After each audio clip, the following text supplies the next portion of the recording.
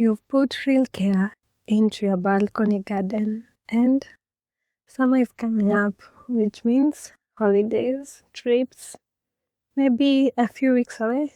So, before you go, let's make sure your plants are sorted. Welcome back to Soil and Small Spaces. Today, we are walking through some of the most practical small balcony irrigation hacks out there. So, you can set everything up before you leave and come back to plants that are actually still alive. Most of these cost almost nothing, and some use stuff you probably already have at home. Let's dig in. Soil preparation is everything. Before we even talk about watering systems, your soil mix is the real foundation. Regular potting soil alone dries out fast, especially in small containers on a hot balcony. A well-supported approach is adding around 10% to 20% perlite to your potting mix. At that ratio, it helps with both aeration and moisture retention, enough to slow drying without waterlogging roots. If your plants are more drought sensitive, you can go a little higher, but always check what works for you and your specific plants. Coconut coir is another great addition. It absorbs and releases water gradually, and it's a more sustainable alternative to peat moss. Water-retaining crystals, sometimes called hydrogel crystals, are also worth considering. They absorb water and release it slowly as the soil dries. That said, always follow the ratio on whichever brand you buy. A little goes a long way, and too much can actually cause waterlogging. The Wick watering method. This one is popular in the small space gardening world because it works through simple physics. Capillary action, the same principle that makes a towel absorb a spill. All you need is a container of water, a jar, a jug, or a mug placed next to your plant. Then you take a wicking cord and run one end into the water and bury the other end into soil a few centimeters deep. The soil draws water through the cord as it dries out. It's essentially self-regulating. A few things worth knowing though. The cord material matters.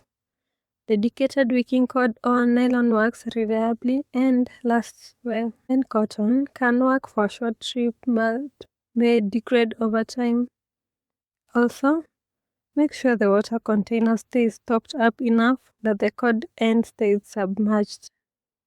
If it lifts out of the water, the system stops. The bigger your water reservoir, the longer it lasts. Have you ever finished a bottle of wine and thought, could this actually save my tomatoes? No? So just me? Well, turns out, yes. Fill a clean wine bottle or any glass bottle with water. Place your thumb over the opening, flip it upside down, and push the neck a few centimeters into the soil. Air pressure and soil tension work together to slow the release. Water dries out, air pressure and soil tension work together to slow the release. Water drips out gradually as the soil dries. One important tip: make sure the soil is already damp before you insert the bottle. If the soil is bone dry, it will absorb the water too quickly and the bottle empties fast. How long it lasts depends on your pot size, soil type, and how hot it is. So it's worth doing a test run at home before you leave, so you know what to expect. For a slower release, terracotta stakes that screw onto bottlenecks are widely available and an inexpensive option. For larger pots, use more than one bottle. Group, shade, and mulch.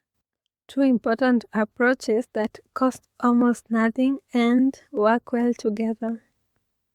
First, group your pots before you leave. Clustered plants create a shared microclimate.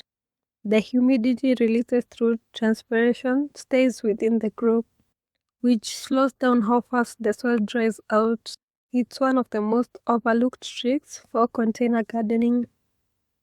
Second, reduce direct sun exposure where possible.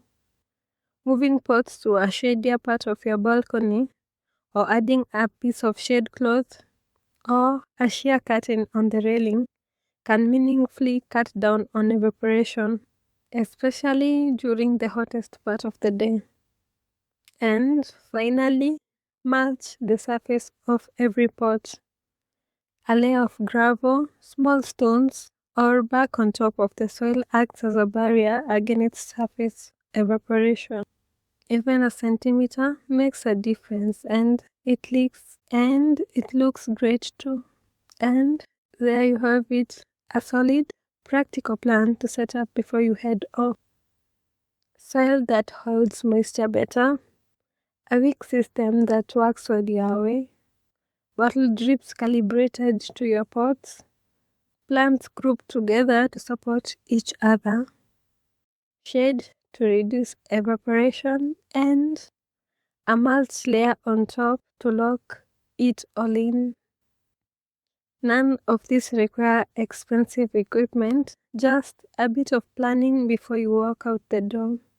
If you try any of these, drop a comment and let me know how it went.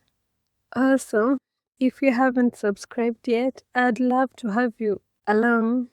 New videos drop every other day, and see you in the next one. This is Soil and Small Spaces, as always.